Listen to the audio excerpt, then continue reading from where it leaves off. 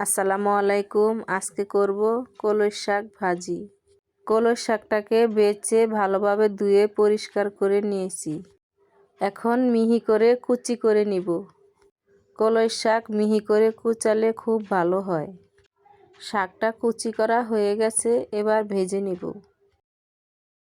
চুলায় কড়াই বসিয়ে তেল দিয়ে 4টি শুকনা মরিচ ভেজে নিব। মরিচটা ভাজা হয়ে গেছে, তুলে নিয়ে দিয়ে দিব পেঁয়াজ কুচি, কাঁচামরিচ কুচি। পেঁয়াজটা লাল লাল করে ভেজে কুচি করে রাখা শাকটা দিয়ে দিব। শাকটা নেড়ে দিয়ে দিব স্বাদমতো লবণ, আরও কিছুটা পেঁয়াজ কুচি, ধনেপাতা কুচি। এবারে শাকের পানিটা শুকিয়ে যাওয়া অবধি শাকটাকে ভেজে নিব। শাকটা হয়ে গেছে, নামিয়ে নেওয়ার আগে ভেজে রাখা শুকনা মরিচগুলো ফাঁকি করে দিয়ে দিব। এবারে ভালোভাবে নেড়ে চেড়ে নামিয়ে নিলেই কলই শাক ভাজি তৈরি। গরম ভাতের সাথে খেতে দারুণ লাগে।